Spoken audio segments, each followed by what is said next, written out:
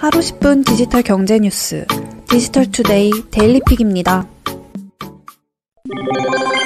애플이 현대기아차그룹과 진행하던 애플카의 위탁 생산 협상을 중단했다고 미국 블룸버그 통신이 보도했습니다. 블룸버그 통신은 복수의 소식통을 인용해 애플과 현대차그룹의 협상 중단 사실을 알리며 다른 완성차 업체와도 협상을 진행 중이라고 전했습니다. 구체적인 협상 대상이 어떤 회사인지 블룸버그 통신은 밝히지 않았지만 전날 일본 니혼게이자이 신문은 애플이 일본의 자동차 기업 6개사와 협상을 진행하고 있다고 보도한 바 있습니다. 니혼게이자이 신문이 언급한 6개사는 토요타, 닛산, 혼다, 미쓰비시, 마츠다, 스바루 등이며 미쓰비시는 보도에 대해 사실이 아니라고 부인했습니다. 블룸버그 통신은 현대차그룹이 비밀리에 추진해오던 애플카 프로젝트를 한국 언론에 간접적으로 시인해서 애플을 화나게 만들었다고 보도했지만 현대차그룹은 그동안 협상이 진행 중이라는 발표만 했습니다. 따라서 애플이 현대차그룹을 압박해 협상을 유리하게 진행하기 위해 협상을 중단했을 가능성도 높다고 자동차 업계 관계자들은 전망하고 있습니다. 경찰청이 인공지능 기술을 범죄 수사에 이용하는 방안을 추진합니다.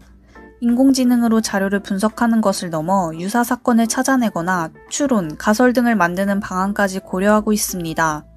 경찰청은 올해 4월부터 2024년 12월까지 3년 9개월 동안 총 86억 원의 예산을 투입해 인공지능 기반 범죄수사 지원 기술 개발 사업을 진행합니다. 4개년 사업을 통해 경찰청은 수사 관련 데이터를 수집하고 관리하는 통합 시스템을 개발할 계획입니다. 또 수사 데이터를 기반으로 수사 결과를 시각화해서 보여주는 방안도 추진됩니다. 경찰청은 단순히 자료를 분석할 뿐 아니라 인공지능을 수사에 활용할 수 있도록 할 방침입니다. 가령 인공지능으로 발생한 사건과 유사 사건을 찾아내고 비교 분석해 수사관들이 사건의 구조를 파악하고 과거 사례를 참고할 수 있도록 한다는 것이죠. 또 인공지능을 수사 결과로 분석, 검증해 보완해야 할 사항을 찾아내고 결과와 대립되는 가설, 반대 주장도 도출하게 됩니다.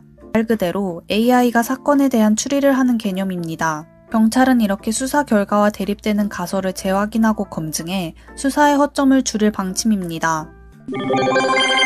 삼성전자가 올해 첫 번째 저가 보급형 스마트폰 갤럭시 A12를 9일 출시합니다. 갤럭시 A12는 6.5인치 대화면 인피니티 V 디스플레이를 탑재해 게임과 동영상을 즐길 때 몰입감 있는 멀티미디어 시청 경험을 제공합니다. 5000mAh 대용량 배터리를 탑재했으며 15W 고속 충전도 지원하죠. 후면에는 4800만 화소 메인 카메라, 500만 화소 초광각 카메라, 200만 화소 심도 카메라, 200만 화소 접사 카메라에 쿼드 카메라를 탑재해 인물부터 풍경까지 다양한 환경에서 누구나 쉽게 전문가와 같은 사진 촬영이 가능합니다. 갤럭시 A12는 지문과 얼룩을 최소화할 수 있는 매트한 후면 마감 디자인과 측면 지문 인식 센서를 적용해 편의성을 높였습니다. 자급제와 이동통신 3사 모델로 출시되며 가격은 275,000 원입니다. 블랙과 화이트의 두 가지 색상으로 출시됩니다. 일론 머스크의 민간 우주기업 스페이스X가 추진 중인 저궤도 위성 인터넷 서비스 스타링크가 시범 서비스를 시작한 지 넉 달 만에 1만 명 이상의 사용자를 확보했습니다. 스페이스X는 미국 연방통신위원회 보고를 통해 스타링크 사용자가 미국과 해외를 포함해 1만 명을 넘어섰다고 밝혔습니다. 현재 미국 북부와 캐나다, 유럽 일부 지역에서 스타링크 시범 서비스를 진행하고 있습니다. 스페이스X는 올해 스타링크 시범 서비스 지역을 미국 엘라베마, 코네티컷, 뉴욕 등 다수 지역으로 확대할 계획입니다. 공개 시범 서비스는 올해 상반기로 예정됐습니다. 완전한 정식 서비스는 오는 2025년 예정이죠. 스페이스X는 올해 1월까지 전용 위성 약 1000기를 발사해 지구 저궤도상에 올려놨습니다. 2027년 중반까지 최대 42,000개의 위성을 쏘아올릴 계획입니다. 글로벌 시장조사 업체 IC인사이츠는 최근 보고서에서 D램과 낸드 플래시 매출이 나란히 18%, 17% 늘어 성장률 1, 2위를 기록할 것이라고 내다봤습니다. 전체 반도체 시장 예상 성장률 12%보다 5에서 6%포인트 높은 수치입니다. 2019년에 가격 하락으로 마이너스 37%의 역성장을 기록했던 D램은 지난해 코로나19로 인한 재택근무, 원격 수업, 온라인 커머셜 확대 등으로 수요가 급증하면서 성장세로 돌아섰습니다. 올해 반도체 시장에서는 D램을 중심으로 반도체 슈퍼사이클로 인한 장기 호황이 도래할 것이라는 관측이 많습니다. 메모리 반도체 다음으로는 차량용 반도체 시장이 올해 16% 성장할 것으로 예상됐습니다. 최근 글로벌 시장에는 차량용 반도체 공급 부족 사태가 심화되고 있습니다. 지난해 코로나19 확산으로 차량용 반도체 기업들이 스마트폰, PC, TV, 가전 등 소비재 반도체 생산으로 전환한 탓이죠. 차량용 반도체의 공급 부족 사태는 당분간 이어질 전망입니다. IC인사이츠는 이러한 공급 부족 사태와 함께 자율주행차의 발전, 전기차 판매 확대 등으로 올해 신차에 탑재되는 차량용 반도체 가격이 평균 $550 이상 오를 것으로 내다봤습니다.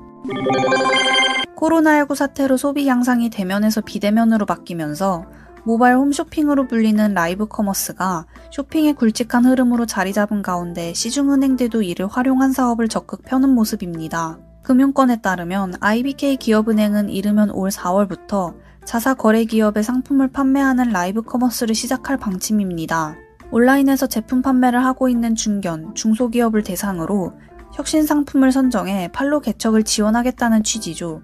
이를 위해 IBK 기업은행은 라이브 방송 플랫폼인 보고플레이와 협력합니다. 방송은 보고플레이의 앱에서 진행하고 IBK 기업은행은 수수료와 상품 판매, 홍보 비용 등을 지원합니다. IBK 기업은행은 중견, 중소기업을 위한 판로 개척 차원에서 수백 곳을 뽑아 홈쇼핑처럼 특정 플랫폼에서 제품을 판매할 수 있도록 환경과 비용을 지원키로 했다고 밝혔습니다.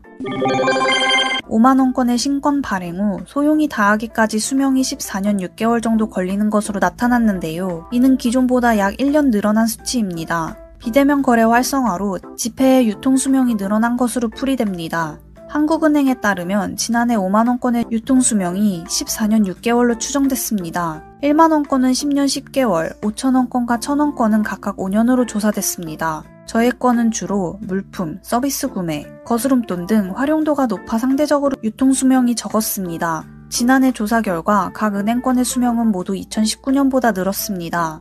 5만원권이 12개월, 1만원권이 3개월, 5천원권이 11개월, 1,000원권이 7개월 연장됐습니다.